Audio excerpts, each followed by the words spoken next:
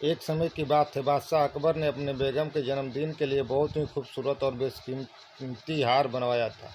जब जन्मदिन आया तो बादशाह अकबर ने वह हार अपनी बेगम को तोहफे में दे दिया, जो उनकी बेगम को बहुत पसंद आया। अगली रात बेगम साहिबा ने वह हार गले से उतार कर एक संदूक में रख दिया। जब इस बात को कई दिन गुजर गए तो एक दिन बेगम साहिबा ने हार पहनने के लिए संदूक खोला, लेकिन हार कहीं नहीं मिला। इससे वह बहुत उदास हो गईं और इस बारे में बादशाह अकबर को बताया।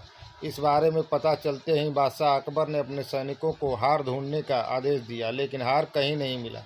इससे अकबर को यकीन हो गया कि बेगम का हार चोरी हो गया है। फिर अकबर ने बीरबल को महल में आने के लिए बुलावा भेजा। जब बीरबल आया तो अकबर ने सारी बात बताई और हार को खोज निकालने की जिम्मेदारी उसे सौंप दी। बीरबल ने समय व्यर्थ किए बिना ही राजमहल में काम करने वाले सभी लोगों को दरबार में आने के लिए संदेश भिजवाया।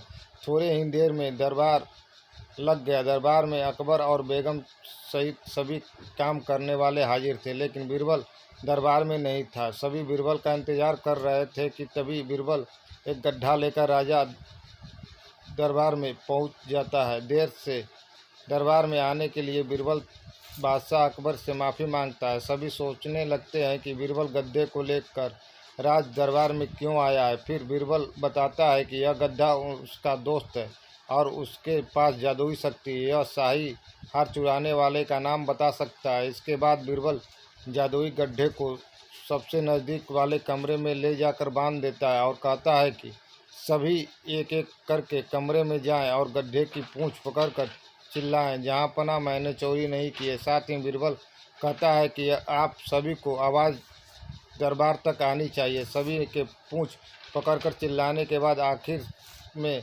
गड्ढा बताया गया कि चोरी किसने की है। इसके बाद सभी कमरे के बाहर एक लाइन में खड़े हो गए और एक एक करके सभी ने कमरे में जाना शुरू कर दिया। जो भी कमरे के अंदर जाता तो पूंछ पकड़कर चिल्लाकर शुरू कर देता, जहाँ पना मैंने चोरी नहीं की है। जब सभी का नंबर आ जाता तो अंत में बीरबल कमरे में जाता है और कुछ देर बाद कमरे से बाहर आ जाता है। फिर बीरबल सभी काम करने वाले के पास जाकर उन्हें दोनों हाथ सामने रख करने को बोलता है और एक एक करके सभी के हाथ सूंघने लगता है।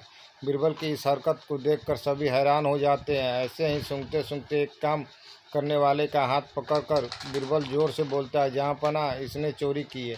यह सुनकर अकबर बीरबल से कहते हैं, तुम इतने यकीन के साथ कैसे कह सकते हो कि चोरी इस सेवक ने की है? क्या तुम्हें जादुई गड्ढे ने इसका नाम बताया है?